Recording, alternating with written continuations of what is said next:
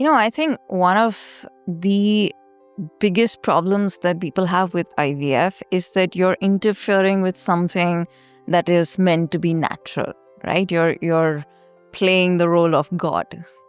And it's a very sensitive subject to get into, but that's again a lot of reasons as to why people are hesitant. I feel for a select group of patients, IVF is as natural as it can get because it's your egg, it's your sperm, if that is the case, and it's going back into your uterus, where in other circumstances, it was not happening. Definitely no active smoking or taking alcohol. At least 1 hour of some form of exercise every day and eating home-cooked food as much as possible. I think God somewhere has been unfair on women on this aspect. Once the embryo transfer is done, how long does it take for you to know if it's successful?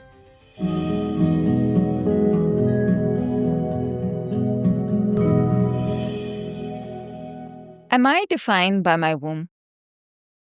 I spent, a great many years, for as long as I can remember, sort of arguing with the world, my mother and myself, that no, I'm not. I wasn't born to give birth to children. I was born to make a difference in this world. But I'm about to be 37 next month, actually, and I can't help but notice that everything around me, including my body, is screaming biologically that you, Sonali, are born to do nothing more than to have children. And now that I'm entering into a perimenopausal phase, my body is also sort of reminding me constantly, have babies. Your breasts get tender, my mood swings are at a whole new level, weight gain, my metabolism is slowing down. So it's like, the biological clock is ticking, and it's like sort of hammering it into me that, your time is very limited. Do something, have a baby, have it now. And I can't help but notice it. And because I don't want it, I'm sort of able to, fight and resist it. But I do then think about those who want it, can't have it, and then have to go through the same situation where you realize as a woman that somewhere this is your purpose, somewhere your body was designed, and it's designed very beautifully to have children. But it is there and it is telling you this, and it must be so difficult to have to go through that situation then. And, as I was researching, I came across an advertisement by Kareena Kapoor Khan for an IVF chain. And I really started wondering then that, IVF has exploded in this country. I mean, there's an IVF clinic in my fish market. There's one behind my house. There's one out near on the way to my office. It's everywhere. I go to small towns, they're there. You open up TV, there she is, telling you to go to an IVF clinic and have babies. And yet, when I talk to doctors, they say not everyone is up for it. So the options are there. There's a lot of myth and misinformation. There are a lot of people doing wrong things, which are just also creating more myths and misinformation. And those who really, really need to do this and those who are eligible to do this might not be doing it as a result of that. And that's why I thought we should have an episode which is the ultimate guide to IVF. And I'm not going to be endorsing it. I am going to be fighting against it, and I'm going to be that skeptical patient who doesn't want to do IVF. And I have with me Dr. Kaberi Banerjee, who is an IVF specialist, who is, as it turns out, my sister went to her 13 years ago for treatment back then. And she's going to convince me and guide me through the process of IVF. Can you tell me straight off, how do I know if I'm eligible for IVF at all? So thank you, Sonali, for inviting me to this very interesting discussion. And it's for a doctor. It's not for a doctor to convince the patient whether he or she should do IVF or not. If a couple comes to us wanting babies and they really want it, that's the time we have to figure out which of the methods is most suitable for them for the conception. And there are various methods. There's natural conception, there's conception with medications, there's intrauterine insemination, and there's in vitro fertilization. So, of these, if we can have an algorithm of sorts in today's AI world, there are four things that I first check. First and foremost, the point that you made, the age of the lady. Second is how long have the couple been trying. And in that, there's a caveat to that is that it's not just trying. Sometimes, even to figure that out, it has to be a very private discussion with the couple. Have they really been trying? How often? And interestingly, there are couples who are very good with each other, enjoy each other's company, but have not even consummated. And then that is the history that you need to elicit. So, as a fertility expert, you have to wear many shoes. So, that's the second point. The number three is there a known cause of a fertility problem? Is there an egg issue? Is there a sperm issue? Is there a tubal block? And number four is how long, if at all, they have had any treatment. So, out of these four, if the age is on the higher side, like for example, tubal block, it's very clear that perhaps they will land up with IVF. Multiple failed treatment cycles, more than 3 to 4 years of failed treatment, low egg reserve, very poor sperm count. These go straight into the IVF bucket sooner rather than later. I think one of the biggest problems that people have with IVF is that you're interfering with something that is meant to be natural, right? You're playing the role of God. And it's a very sensitive subject to get into, but that's again a lot of reasons as to why people are hesitant. And the first thing that you do is you stimulate the release of multiple eggs in a cycle to harvest them. And that's artificial, right? Does it harm me though as a woman? Does it have side effects? Is it then going to somehow lead to multiple eggs coming out every month and I run out of eggs? Those are the sort of questions that people have. No, that's very relevant concern, and so let's come first to the artificial versus natural. And as you know, whenever there is a pregnancy, there is a natural pregnancy, there is ovulation. There are sperms from the canal that go to the uterus, travel to the tube, and the egg needs to be picked up by the tube. The fertilization happens in the tube. The tube is actually the body's IVF laboratory. And then the embryo slides back to the uterus and starts implanting, and the baby starts taking shape. So, definitely for a couple who've been trying, say, for more than 3 years, somewhere these steps are not happening. And we need to figure out which of these, if we can identify, is not happening. For example, if the tubes are closed, there is no way the egg and the sperm is going to meet in the body and form the baby. So, for me, on the contrary, I feel for a select group of patients, IVF is as natural as it can get because it's your egg, it's your sperm, if that is the case, and it's going back into your uterus, where in other circumstances it was not happening. So, yes, if you say there is a 30-year-old lady who's just been trying for a year, she can still continue trying provided all other parameters are normal. She doesn't have to go to IVF straight away. So once identified, I feel it's one of the best way for the pregnancy to happen. Now the challenge is that nature has made women in such a way that though we feel in our peak career or physical form by 35, 36, 37, even 40, but the egg reserves start dwindling. I think God somewhere has been unfair on women on this aspect. So, the challenge we face is that women come to us late in the reproductive span, and then to give results becomes tough.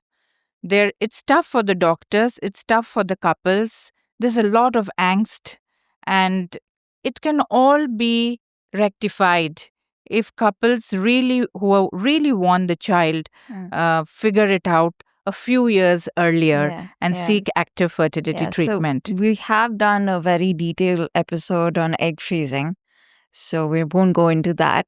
But now, supposing I agree to do IVF, for a man, he just walks into the clinic and, watches something and does his business in a cup.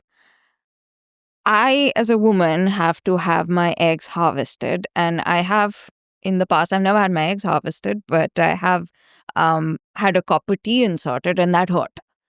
Is this going to hurt? And what do I do on the day of egg retrieval? Is there something I should be eating or not doing? Smoking, drinking, are these things forbidden? So there is a certain lifestyle we recommend to the couples before they start. And definitely no active smoking or taking alcohol. At least 1 hour of some form of exercise every day, and eating home cooked food as much as possible. We need to do some basic tests, the thyroid hormone, sugar, viral markers for the husband and the wife. And so these are the basic screening tests. Consenting needs to be done, that these are the processes that you need to do. Are you okay with it? So once all that is done, we have to stimulate the lady's ovaries. So coming to your question, IVF started without stimulation. The first baby, Louise Brown, was in a natural cycle. So the body has about 1 to 2 million eggs when a girl is born, and it is a few lakhs when she reaches her puberty, and then there is a downfall. Where do all the other millions go?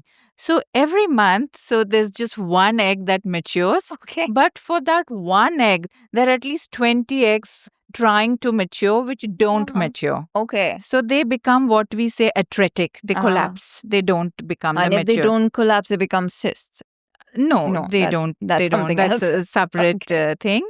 So the body anyway is trying to produce one natural egg. For that, a pool is being sucked into.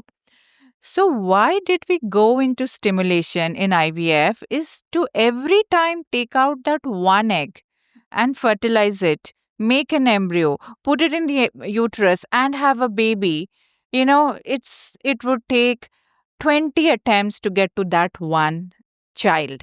So to minimize the number of attempts you need, the scientists decided that yes, the hormone that is secreted in the pituitary can be given as an injection, and these pool of eggs that are trying to become the mature egg can all just go and form the follicles, and we can take out the eggs so that we save the lady multiple egg stimulation attempts in natural cycle. Right. And what do you take the egg out with? So it's taken transvaginally, internally, and it's done with a needle. And conscious? No. Okay. So it's under anesthesia. Full anesthesia? Almost full anesthesia. So she's not aware of what's happening. When it started, it was under sedation many years ago. But yes, it's now transitioned. Imagine if you woke up in the middle of it. Yeah, it was definitely not comfortable, to put it very mildly. But now she's under anesthesia, so she doesn't know what's happening. Once the eggs are out, because the ovaries have swollen and they will come back to their normal shape, for the next few days, there is some discomfort in the lower abdomen. But that's about it, I would say. And what happens if you don't find enough quality eggs, or there's an issue with the sperm? Is there something, one can do to sort of improve eggs and sperm?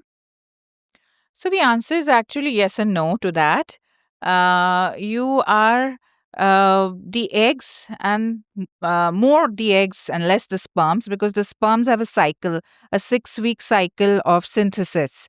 So if, say, 1 month your lifestyle was very bad and then you make it okay, the gentleman has still a chance of getting better sperms, provided there is no irreversible damage to the testicular function, which is like mumps and damage, trauma, chemotherapy, and all that.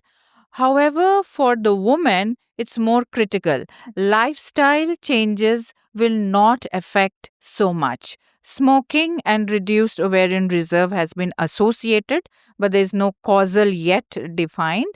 There are many vitamins that are suggested, and some studies have like coenzyme Q300, DHEA, zinc, selenium, food high in antioxidants. So these may prevent the further deterioration, but whether it will take it 180 degrees around is probably very unlikely. Yeah. No, because I like watching Keeping Up with the Kardashians, or well, it's called Kardashians now, and one of them was going in for IVF and she kept talking about a good egg. We found one good egg. We found two good eggs. What are you doing when you're finding these eggs? Your ultrasound. So it's when we give the injection, the eggs, they grow in it's called a follicle. Right. So that's what we see on the ultrasound. We see follicles. And how do you know if it's good or not? How big it is? So a follicle which reaches a certain size has a chance of giving us good eggs. Okay. But a follicle may be completely empty as well. Okay. So that is something we need to inform right before. Yeah. The good eggs are usually found at the time of egg retrieval. And that's when the embryologist says that they are perhaps good. But I'm very skeptical about saying good eggs, because at the end, you want a good embryo which will implant. So we have to be quite clear in our communication. What's the best that you've ever had taken out in the number of good eggs? Like how many can you get? 20? So yes, we can. But however, with the new ART guidelines post 2021, we have been asked to reduce the number of eggs, mainly because if you stimulate a lot, there is a fear of something called ovarian hyperstimulation. Again, for the medical science, it has again changed 360 degrees, because nowadays 180 degrees. 180 degrees, yes. 360 I have to say would this be back. Because my husband keeps pointing it out. Thank you for that. Is that the clinics that are doing good stimulation should have a 0 OHSS rate, because the drugs and everything have modified significantly. So yes, so nowadays if we get anywhere between 7 to 10, 12 eggs, you've done a good job. Basically, the lady has done a good job. We just have to give the injections and retrieve what is there. Yeah. No, but I'm glad you talked a bit about female infertility, because we haven't gone, at least on this podcast, we did a very extensive one with the head of gynecology at AIMS on male infertility, but we haven't really gone into what causes, the quality of eggs to deteriorate. So I'm glad you said that. Now, you also said you need a good embryo. That's what you're looking for. So on the day of embryo transfer, which is the big day, what happens? And how do you know if you've ended up with a successful implant? Can there be multiple successful implants? How do you know if the embryo is good? Could you just walk me through that day? Sure. So it starts on the day of the egg pickup. So the eggs are taken. The husband gives the sperm sample. They are fertilized in the laboratory. The fertilization happens in 2 ways. One is a simple in vitro fertilization. So there's a dish, there are eggs, and you just put in a few good motile sperms. The healthiest sperm finds its ways and fertilizes the egg. Right. Or if the egg shell is very thick or the sperm is not very active, then the scientist holds the egg, holds the sperm, and injects it into the egg. That's called intracytoplasmic sperm injection. Really, our God. It wouldn't happen otherwise. I'm going to get into so much of trouble one day. So once that happens, then it has to go into the fertilization phase. something called pronuclear stage, a 2-cell stage, a 4-cell stage, a 6-cell, 8-cell, and then a blastocyst. So that happens over the next 4-5 days. And depending on the profile of the couple, age, AMH, sperm, previous history, how many attempts, we decide whether we transfer on early stage or late stage. There's a lot of talk about late stage blastocyst transfer. I think it's very, very good, but it's not for everyone. Not everyone will reach to that stage, and we need to identify those couples who will need to be transferred on this day. Then the embryos are graded A, B, C, and D on the early stage. So the best looking embryos are called grade A embryos. And we try to transfer between 1 or 2 best embryos, depending again on the history. The initial attempt or attempts, if the lady is young, should be single blastocyst. However, if there are multiple failures, like in my center, almost all patients who meet me are with failed IVF cycles. So definitely I will put in 2 embryos in the hope that at least one will stick. So the day I'm transferring, say I'm doing 5 embryo transfers, I am trying to put in the best embryo and I'm expecting result in all of them. But that doesn't happen. And what if it does? I'll come to Okay, that. yeah. So to the success That's rate. also scary. You want one, you get 5. No, 5 patients. Oh, 5 patients. Yeah. Okay. 5 is out of, we'll go to jail straight away. Okay. So 1 or 2, Right. say in 5 patients. Okay. And I'm expecting result in all of them. But 2 or 3 will get pregnant. And which 2 or which 3, even I don't know. But statistics say very clearly, again, the better the egg quality, the better the sperm quality originally, not grade A, grade B. Because even in advanced stage, you will get a grade A embryo. But a 30-year-old grade A embryo will implant much faster than otherwise. 37 or 38. In that age group. So yes, so we are expecting the result, and it's usually one that implants and occasionally both implant. And on the day again, it's full anesthesia for the woman? No. So the transfer is done without anesthesia. It is like doing an ultrasound. Really? An internal ultrasound. Wow, you get to see your baby being put inside. You can actually. And however, there are many women who are extremely anxious. And we've done a study in which we have compared, like I mentioned, non-consumation. They will not allow any instrument into their body. So we've compared women who have taken anesthesia and done the transfer, and without anesthesia and done the transfer. And we've compared the results. And thankfully, we did not find any difference. Okay. So if the lady at any point is indicating that she's not comfortable with any invasive procedure like that, we first explain to her that we will try. And if it's difficult, we will give you anesthesia. Yeah. Because I think the scariest thing about ultrasound is the size of your wand. You see that only and you're like, oh my God, I start getting anxiety. Yeah, it is. There is a lot of anxiety associated with treatment, especially of this kind. Yeah. And it is the fear of the unknown, I would say. Many ladies have been really scared to get into the examination room. And it requires a lot of deep understanding of where this fear is coming from to try to address that. Because if you just kind of take it as, it's just taking too much of my time, then you will not have that connection, and you will not. So yes, I don't want to make light of the fears and the pain that the women kind of feel through the journey. Yeah, no, I can understand. Tell me, once the embryo transfer is done, how long does it take for you to know if it's successful? About 2 weeks. And is there, again, in those 2 weeks, should one be lying upside down or taking kadas or something to ensure success? So earlier, yes, when IVF just started, even about 10 years ago, it was rest. You had to lie upside down? No, it was rest. Okay, rest after embryo transfer. Right. But with time, people have realized that it makes no difference to the outcome. Women on complete bed rest can get a negative report, and women who are up and about doing their work, etc., can get a positive result. But it's like anybody conceiving naturally. They don't even know when the implantation is happening, right? So, our advice is rest for the initial day, and then you can join work if you feel emotionally, physically relaxed. Mm. If that's what's keeping you happy, then please join.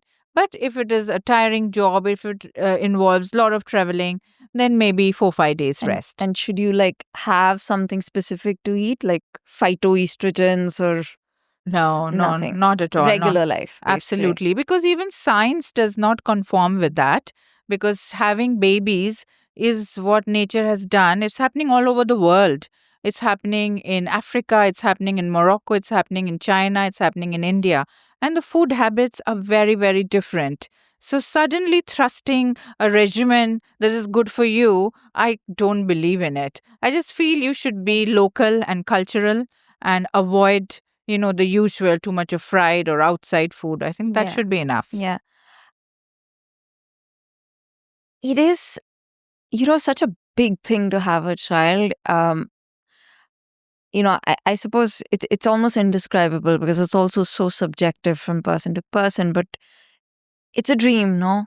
And in your head, like, even since I think the earliest storybook I remember reading involved, mama, papa, and baby. And, the baby looks healthy and, red cheeks. And then as the baby ages, the baby is talking, the baby is playing, everything is so idealized. And the fear with IVF or something artificial is that it will interfere in the natural process and lead to, number one, birth defects, number two, neurodiverse children. And that's actually one of the reasons I know people who say, no, we don't want to go for IVF. We are very, very scared that they will do something wrong while fertilizing the egg and the sperm. And the genetic transfer from, the egg and the sperm to the child will get somehow faulty. And we'll have a child with, two heads or no legs or neurodiversity. What do you have to say to that? So, fortunately, that's a complete myth, to be honest. There have been a lot of studies, this concern even in the scientific community, that are we creating more trouble than helping? And huge data, especially Western, have compared natural congenital anomaly rate post and IVF. And as you would know, there are families in which they've not done any procedure, but the baby has had problem. So it's not that it's a natural way of having defects which nature has given to the range of 1 to 2%. So anytime any couple is deciding to have a baby, they should know that everything may not be hunky dory. That's the risk you take. 98%, 99%, this is natural conception. Now we come to IVF. It ups. It definitely ups. But how much does it up? It ups by 0.5 to 1%. But you need to know that the women, especially women, and also the men who are doing, have gone into the advanced stage. The sperms are not as good as the general population. So there is already a rift towards more congenital anomalies. So is it because of the technique or is it because they are coming to us at that age is something that needs to be elucidated. ICSI, the one which I explained to you, the fertilization, if the male factor, if the male has a very, very low sperm count and you do ICSI and the male has a genetic problem because of which is leading to the sperm problem, there is a 10% risk that the boy born may also have this problem. So these are few issues. We've also done a very, very informative episode on genetic testing. So won't go into that further. Now, I was very curious. How many years have you been treating infertility now? About more than 20. More than 20. And from the little I know, that egg freezing and IVF initially began for cancer patients, I think, if I'm not wrong, for women who just had no chance or possibility of having babies. And it was a very select, restricted access at that point, and also very expensive. Now you can just walk anywhere, have your eggs frozen, harvested. The entire landscape of infertility has completely changed in 20 years. Do you think it's for the better, or this explosion of clinics everywhere is actually detrimental to, people wanting to go for IVF? So, coming to the egg freezing first, yes, it did start off with malignancy, and it was a way of pooling your eggs in case you needed them later, and the ovaries, died after chemotherapy. But now, yes, and especially in the West, with Apple, Google giving insurances to all their female employees so that they don't worry and they can focus more on the work. Yeah. Perhaps that was the plan. Yeah. It became. We have egg freezing parties in Bangalore now, Ah, where a clinic will come and you have egg starters and you talk about egg freezing. You have like a question thing. So it's coming here. Yeah, that's interesting. That's interesting. So for egg freezing, what we call the social egg freezing, which is when you don't need it for any other medical indication, but you're not sure when you will either find a partner, or if you found a partner, whether you want the baby, but you just want it as an insurance for the future. It's okay for that group of women. But even then, to have realistic expectations as to why are we doing egg freezing, so that we can have a baby in the future. So obviously, the younger you are, the better will be the chances of having that. And understandably, those decisions in younger age are not very easy, because you still haven't figured out what's going to happen in the next 4-5 years. So by the time you figured out and then you reach a fertility expert, the fertility expert is going to say, well, I'll try, but we don't know what's going to come of it. Yeah. That's why I always say you need a good plumber and you need a good gynecologist. Your life is sorted. You need a good pipe and good water supply before you need a better plumber. So, it's the DNA of the material. We're just working on it. The inherent thing has to be good. Yeah. Well, thank you so much for sharing everything that you have. Is there anything you want to say just to sum it all up for anyone wanting to go for IVF? I just want to thank you for the opportunity. And, I think we've discussed very relevant points. And I feel that over the years, our culture, society has changed. And what you started off with, I think it's a very personal decision. And there's no rights or wrongs. And I'm very happy that we've come to that stage where a woman can make that choice and decide. And, we are there for those who are facing a problem. But at least we've come to a time and age in society where we don't want to be defined by that. Yeah. And I'm very happy to hear that from you. Thank you. Thank you. If you've enjoyed this episode, and if it's brought some relevant and useful information to your life, then please do leave us a rating, or you can comment. We're available on practically all audio streaming platforms, Spotify, Apple. We're also there on YouTube and the India Today website. And if you'd like to hear more about a particular health topic, you can write to us. We're there on pods@indiatoday.com or on 8588966996.